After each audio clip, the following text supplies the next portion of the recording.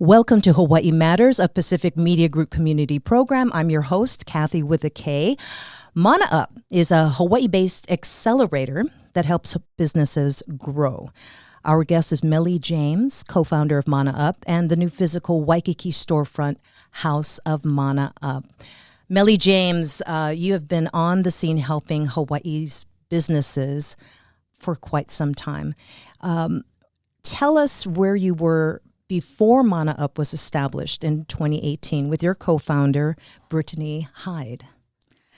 Yes. So, I was born and raised on Oahu, went away for a long time. Actually started my entrepreneurial journey in Silicon Valley back in 2007. So I really fell in love with entrepreneurship and what it could do for a community.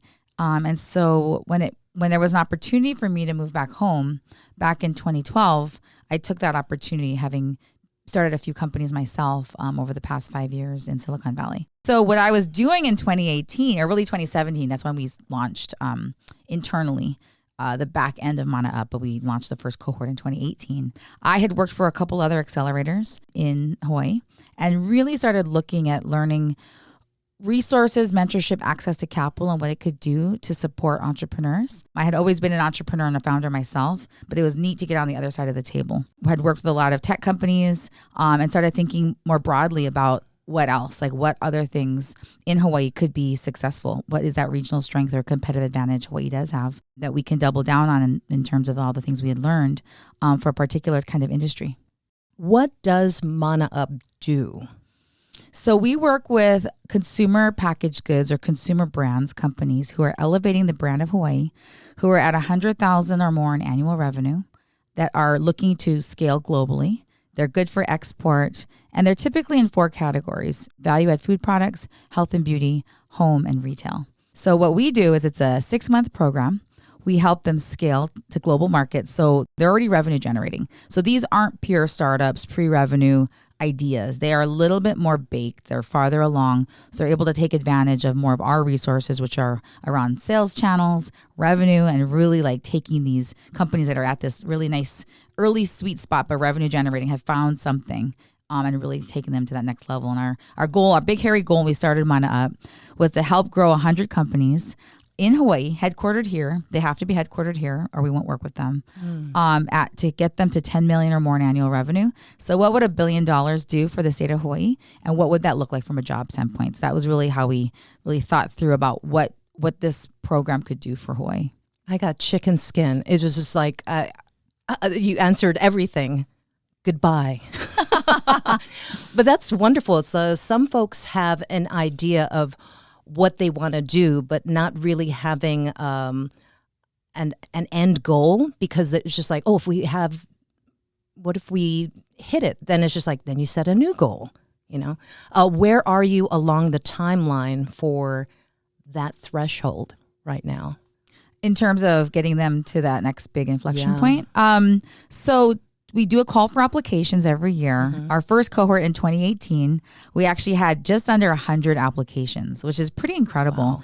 When a lot of people say, there's no startups here, there's hardly any small business here or new ones, that's just not true. Yeah. And we found that even from day one. Nowadays, when actually we're recruiting now for cohort 11, last year we had over 200 applications for 10 spots. So it's quite competitive. But typically like companies that are at $100,000 or more in annual revenue. And our goal is to get them to that $500,000, $1 million mark. And then of course we have ongoing programs called our Wayfinder series. And now that we have 105 alumni companies that have gone through Mana Up over the last 10 cohorts, it's really neat. And Brittany and I are both entrepreneurs ourselves. So we love building out new kinds of programs that have never been done before. So again, all the companies are headquartered here. They're all still here. Mm-hmm. They're all growing at a 33% growth rate. Last year, our companies represented $111 million in annual revenue.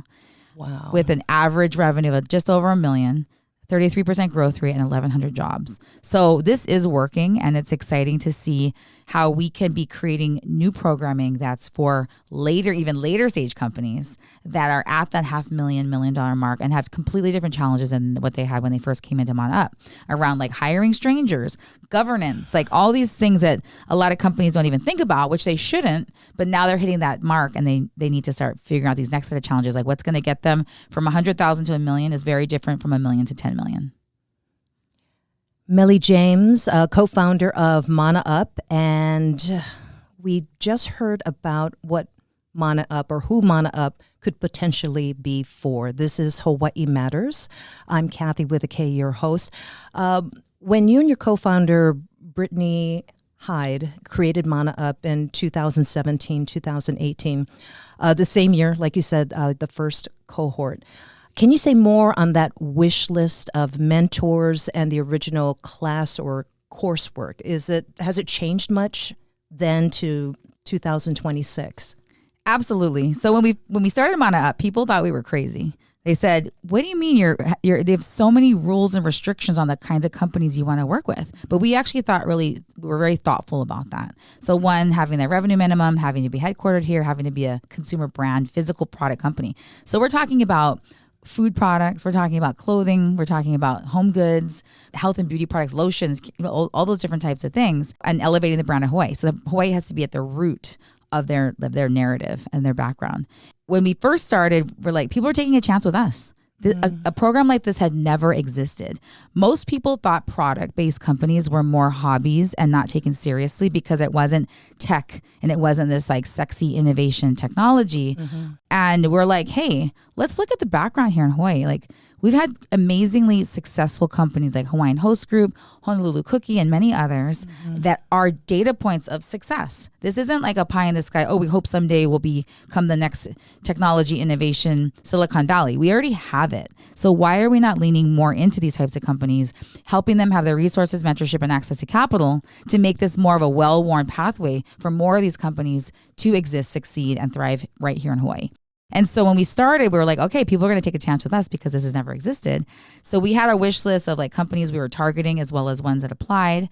We got companies from Kauai, Big Island, and Oahu. Mm-hmm. We had an incredible wish list of mentors, but it was exciting to be reaching out to folks that hadn't been reached out to before because, again, there'd never been a program like this. Mm-hmm. So we reached out to Dennis Teranishi, who had led Hawaiian Host Group many years ago, Josh Feldman, Ed Schultz, all these folks representing these great brands. Josh Feldman with Tori Richard, Ed Schultz with Honolulu Coffee, and now, of course, Hawaiian Host.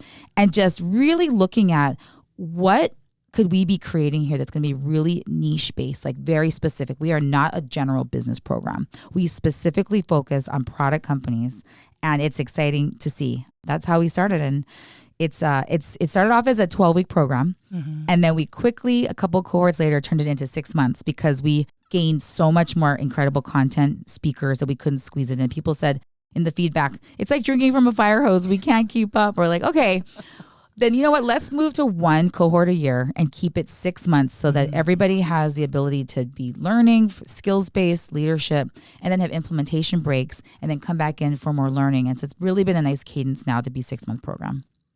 With the mentorship that's set for each cohort, actually, let's go back because there's something about small business and being an entrepreneur. When you're in the thick of it, there are, like you said, businesses that maybe are not at that threshold yet and are working toward that and could be doing the things that are within the cohort of Mana Up, but don't use these words like seed money. I had a glossary ask about the basic terms of the startup world. What is a startup, a cohort, accelerator, and seed money? Those are things that pop up for the layperson. Yes, I'm so glad you're asking because a lot of times we just start throwing out these words, assuming everybody knows, and it's not normal, nomenclature. Basically, a startup is typically a startup going into like an incubator would be more pre-revenue. That's an idea. They're really fleshing it out. They're looking at their value proposition, who their customers might be, and really kind of baking. They could be really early on, like testing something out, or pilot program, pre-revenue. So there's a lot of different ways to call a startup. And granted, we do still work with startups. I mean, people are not considered mid-stage companies till way, way later anyway. So that's a pretty broad term. In terms of accelerators, so the difference between an incubator and accelerators, an incubator can be supporting companies ongoing, and it's a place for them to go to get some resources and some mentorship. Mm-hmm. An accelerator is a very specific amount of time. It's about like juicing a company with a lot of resources and just a lot of things they need within a certain amount of time, and expecting the company to accelerate heavily within that time period. So for us, as being a 6-month, what we do in our program is we do a deep dive with each company individually. We go to their facility, wherever they might be on any island. We fly over there, do a 2-hour deep dive, get into the guts of like what's going on, where are they challenged, where can we be helpful? And what that does is create the game plan for us for the 6 months of our one-on-one meetings, which are separate from the workshops where they're all together. So we meet with each company one-on-one every week for 30 minutes, where we have a list of like what we're working on, what you're working on, and we have a mutually agreed upon list of what we're going to be tackling together. So that really drives a lot of the content. Each cohort can be really different. After we meet with everybody, then we say, okay, we're seeing different themes here. These are areas we absolutely need to focus on, and here are some other parts. But then, of course, each one-on-one is completely different, what we're working on with someone versus someone else. Oh my gosh. Yeah, there's just so much, and it can be anywhere from packaging, branding, narrative, legal, finance. I mean, the list goes on. There's so many challenges that businesses have. Yeah. That's why it's so important. That's really only why we can take pretty much 10 companies a cohort, because we're so hands-on. And then, of course, when they graduate, we don't kick them out of the nest. We continue to work with them as they get even bigger and bigger, which is really exciting for us.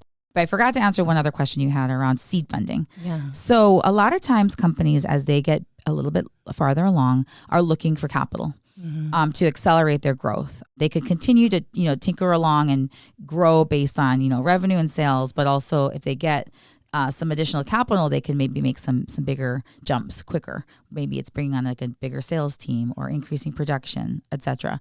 A lot of folks will initially get money from friends and family. And so that's sometimes angel funding. And then next phase would be more like seed funding, which would be very early stage monies that would potentially be coming from like venture capital, less from addition from individuals, which were the angels, and then a lot from venture capital funds. Yeah. So we also have a fund as well, a Up Capital. This is Hawaii Matters. I'm your host, Kathy with a K, and you're hearing about Mana Up. It's not for everybody, but if you have aspirations to grow a business into a small business and so on, this is for you. Meli James is a co-founder along with Brittany Hyde.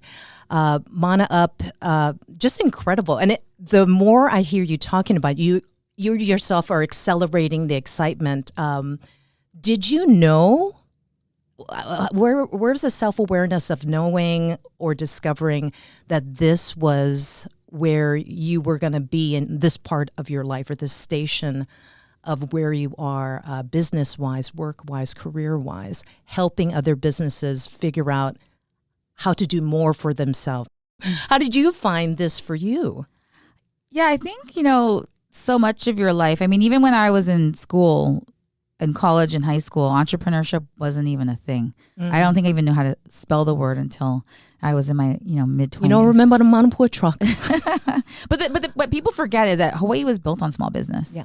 And so it's not just, a lot of people think startup, innovation, tech, but it's also small business that can grow into bigger business. And Hawaii really has grown, and our success has been built on that. And so to me, it's been a long journey of experiences I've had that have led to this. So one, being an entrepreneur myself, starting my first company in 2007 in the wine industry, in the app world. And so I was definitely more on the tech side of things, but building a couple other companies over there, and then coming home, working with tech accelerators, with commercialization happening around the University of Hawaii, and getting all this great experience in building these programs, and then being able to step back a little bit and saying, what else is there here? What is that regional strength or competitive advantage Hawaii has? Because it's so hard to do business here. How do we create a baked-in advantage for companies to not just start here, but stay and thrive here? Really looking at what is that competitive advantage and falling into it's the brand of Hawaii. It's so powerful. It's one of the most recognized brands in the world. We traditionally have not leaned on it as much. There are a lot of companies, I won't name any names, that have leveraged the brand of Hawaii and have capitalized, have had exits, have profited greatly, and Hawaii has seen none of it. And so to me, that's more of a data point saying that the brand sells, that large companies have done hundreds of thousands of millions of dollars of market research saying, hey, Hawaii is a brand that sells. You should utilize this brand. And then, of course, they do it and it's successful. So to me, it's more of a blueprint saying, hey, we do have this and it's authentic here. We can be transparent here. There's a great connection to culture. And those are all things from a consumer standpoint are tailwinds happening around global trends of consumer behavior. People are looking for niche brands. They're looking for authenticity, connection. They want to go on to Instagram and in seconds see who the founder is, how are they making the product, do their values align with theirs, and then making a purchasing decision that way, which was not the case 15 years ago. And that's what's really making this very exciting right now and why a lot of the success happens. If nobody cared about this stuff, no matter what we were doing, it wouldn't be working. So we definitely recognize there's a lot of tailwinds happening. Meli James, what are some of the Mana Up golden rules that have helped each cohort sustain their drive? Yes. So we have some golden rules around when we're interviewing companies. We have a no jerk policy. So even if you've got a great product and you don't seem coachable, you don't execute well, or you're kind of jerky, that's a no-go for us. But that's more on the earlier side. In terms of sustaining drive, it's around keeping the entrepreneurs connected to why they started the company in the first place, values and culture, and really helping those elements shine through. And that's what's really going to keep that ability for you to stay driven around building your business, because there's a lot of things that start to layer into the company that are the things you don't like doing. There's a lot of like HR and like just the stuff that's just junk. You want to still be motivated and inspired. Again, why you started in the first place. And so that's one of the golden rules, is to stay connected and really lean into their storytelling and the values aspect of the story, which again also resonates with consumers. AI, artificial intelligence, I myself am resisting, even though I Google every day, but the more specific apps out there that are encouraging asking away, build a friend kind of thing. Is AI impacting small businesses and entrepreneurship in Hawaii? In terms of the more technology-based companies, that's a little bit different. But for our companies that are in the product space, I believe it's actually helping. So like I was saying earlier, there's a lot of parts of business that people don't like doing. They want to stay in the creative side. And so it's been really helpful with AI, whether that be customer service or pricing models, or even looking at what the temperature is here and where there might be some additional revenue stream opportunities to come up with. Again, it's not going to replace these companies, but I think really leaning into it can be really helpful. Again, not changing values and cultural base and authenticity, transparency, which we already naturally have, which is amazing, but being able to fill in the gaps and actually kind of leveling the playing field a little bit where they don't need as much infrastructure or money to get started because of AI and technology. I mean, back in the day, you couldn't start a company unless you had a brick and mortar where somebody had to like let you lease it. You had to build out something to have a store to sell something. And now you don't need that with e-commerce and other ways to, again, be scaling Hawaii to the world and having a much bigger customer base than just the folks that live here and the folks that are visiting here. Meli, what are trends you are seeing with Mana Up's cohorts? As you said, the cohort 11 is now accepting applications. We're early in 2026, so people are busily just trying to make it look really nice and enticing. But are there trends that you've been seeing year to year, season to season? Yeah, I mean, there's a few different trends. So one, we're seeing a lot more in the health and wellness space, which is great. The brand of Hawaii is aspirational. It's around sustainability, wellness, culture, and, there's just so many aspects that I think are really front and center right now for what's on people's minds. So we're seeing more in that space. We're also seeing a lot more companies focused on data and analytics and really making better decision making, utilizing their data. Even this last cohort, I was so impressed. So we have a lot of homework in between sessions or between our one-on-ones. Like, what have you gotten done? What have we gotten done? Like, how are we moving the needle? How are we checking things off of our list so we can add more on for our one-on-ones? Every time we were meeting, they say, okay, I got that done. What's next? Which Back in the day was not always the case. It was a little bit of pulling teeth sometimes, like, hey, because they've got their businesses they're running. So you got a business you're running, you've got your employees, and now you've got this really intensive program that you're doing on top of it all, plus family. And so that's something we're really clear on. It's like, hey, it's going to be a lot this next 6 weeks, and that you got to be ready for it. And these companies were just on it and just like so hungry, getting their homework done, getting their next thing, making those introductions that we'd make and then following up immediately.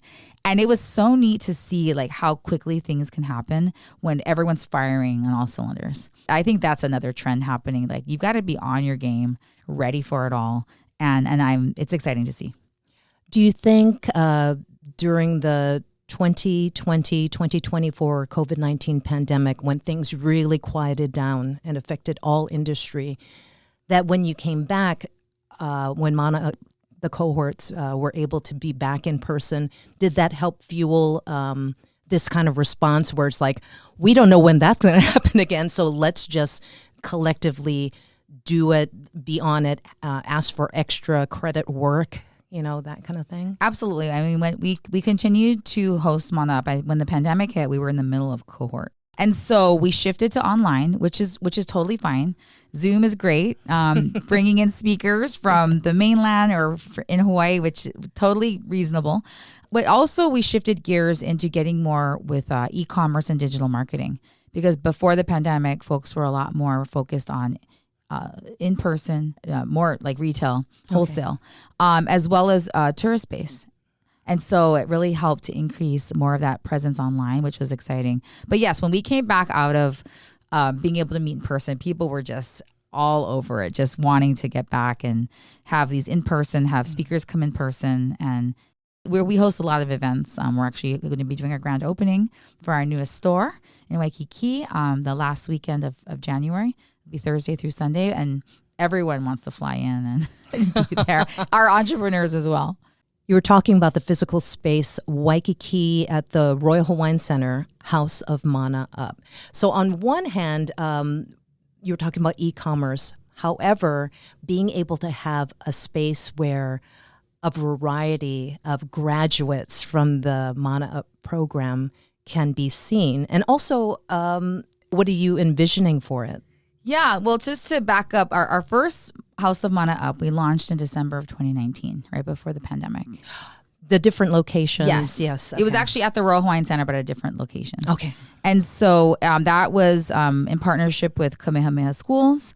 And really, the thesis was that a store like ours that featured local products really leaned into the narrative of the background of the companies and who the founders are, could exist on Kalakaua Avenue, our Rodeo Drive, with neighbors like Tiffany and Hermes and all the other big boys that are, in the center on Kalakaua Avenue. Like, could a store like this thrive? And we're really happy to share that it has. It has continued to just do really well. In Waikiki, we've also opened stores in other locations. We have another one at South Shore Market in Ward Village, as well as on the neighbor islands in partnership with many of the hotels like the Mauna Kea Beach Hotel, Royal Lahaina. So that was like the reason we started it. In addition, to be able to get insight around consumer behavior, how companies and different products were performing, and being able to have those insights that were really going to help additionally fuel our program. So that was really the start of it. So this store that we're just opening, we're always trying to push the needle on something that's never been done before and where we can be leaning in strategically to support the company. So this is the first of its kind in Hawaii, a rum and chocolate pairing experience inside the store, on top of being able to buy lots of local products and learn about the entrepreneurs. So to me, it's really mimicking, how do we bring these experiences to folks in Waikiki where maybe they don't have a car or they don't have the time to go out to Kunia to go do the full rum tasting at the farm, or go out to Kailua to Manoa Chocolate's factory and tasting room. Granted, you can't replicate those experiences being on the farm, being in the factory. But in the meantime, how do we get more folks to be trying the product, bringing that experience to them in the heart of Waikiki? And so that's very similar to like what you see in San Francisco, where you've got these Napa wineries creating these tasting rooms right in the city where people maybe can't go drive out 2 hours to go to Napa. They're just visiting. So how do you create that in-between point? So we're really thrilled to see that it's been very successful. People apparently like to drink, even starting in the morning in Waikiki, which is totally fine. Many of them are on vacation. I'm not.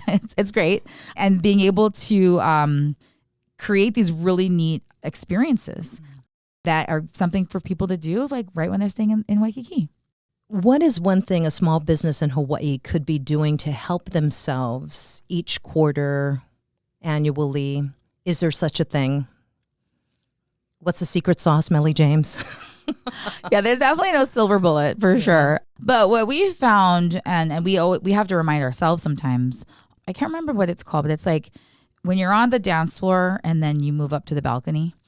So as opposed to like your perspective when you're like on the dance floor, being able to go upstairs to the balcony to view what's happening from a different perspective. So getting kind of like this outward view or more of an elevated like view, coming from a different perspective. So I think, I can't remember the exact metaphor, but it's something with that in mind. But what that means is step back.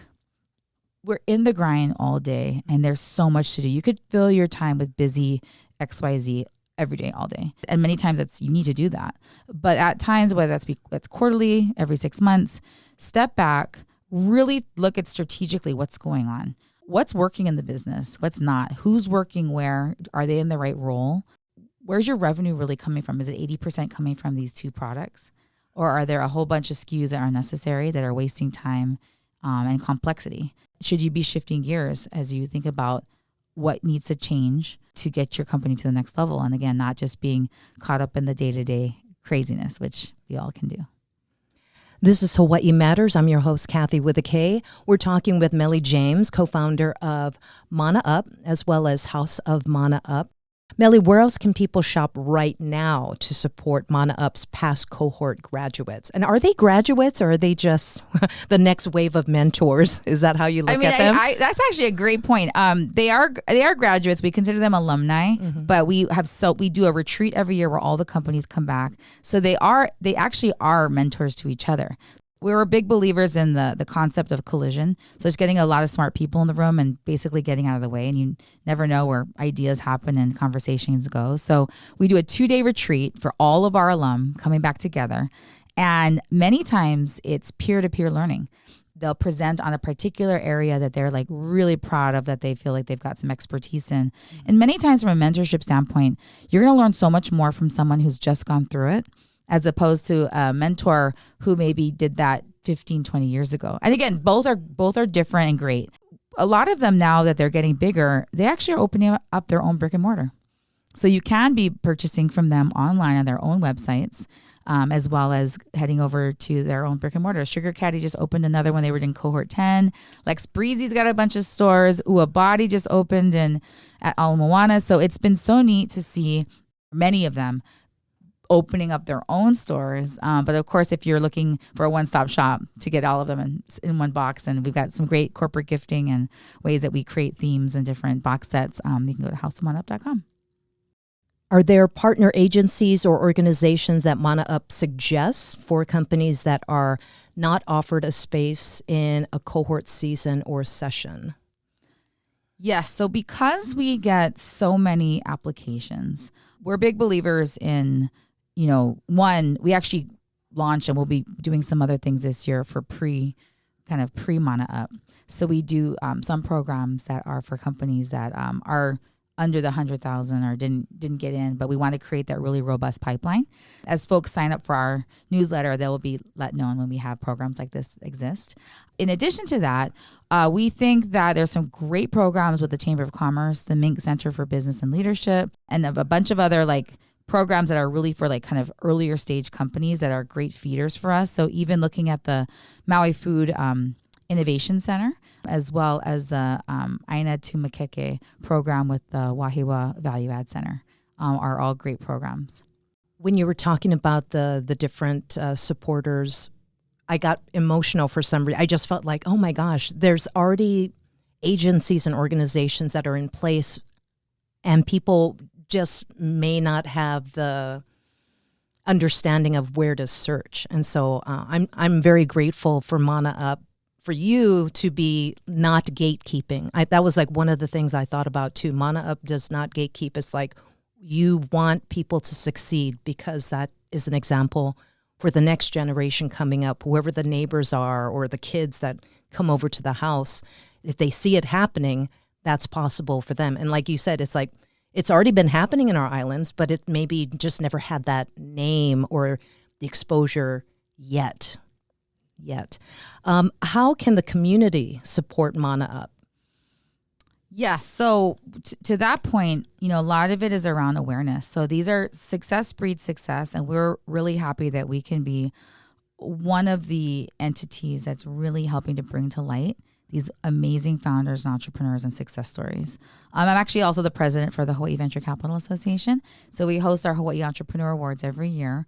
And it's coming up actually February 25th. But this is a wonderful way to be really see what's happening in the space on all different sectors. So part of it is around awareness. Like when somebody sees someone that looks, breathes, talks, is from their neighborhood and it's a great success that they've seen, they say, hey, they look like me.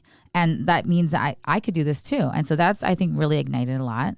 In terms of the community, one, spend your money consciously. Buy local, even for corporate gifting, holiday gifts, appreciation gifts. We work with a lot of the hotels as well. Do your corporate gifting with Mana Up. Really just be supporting entrepreneurship, looking out for those stories, sharing them. And I think the positivity and seeing this great momentum happening is very contagious. And so really, again, supporting entrepreneurship and small business happening here.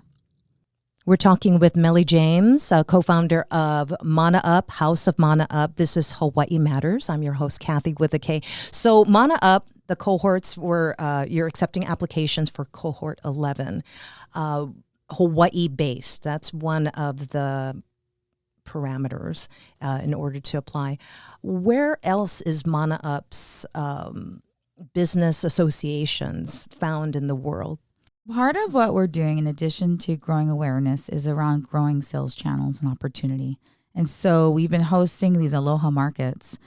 We've had one in New York, in Soho, in Venice Beach in LA, as well as two in Haneda Airport in Tokyo. We're hopefully hosting another one this year there. And so it's been wonderful to see the reaction from folks who love Hawaii. They want to come out, buy the products, buy the candle, buy the dress. And it's been wonderful for many of them partnering with HVCB, Hawaii Visitors Convention Bureau, as well as HTA, HTJ. I mean, you can't market Hawaii better than having an awesome marketplace where folks get to experience, smell the puakene spray, buy those cookies, be reminded that Hawaii is so awesome, and again, be reminded to book that trip. So it's been wonderful to partner with organizations like that to create these opportunities. And not only that, we invite store people and as retail folks to come experience the products, and ideally opening more doors for more of these Hawaii companies to get inroads into these opportunities outside of Hawaii. Thank you, Meli James. House of Mana Up in the Royal Hawaiian Center in Waikiki, and you can shop their Mana Up market on Hawaii Island, Maui, and Ward Village in Kaka'ako. Visit manauphawaii.com and houseofmanaup.com. To share or replay this episode, search Hawaii Matters where you stream podcasts. For Pacific Media Group, I'm Kathy with a K. Mahalo.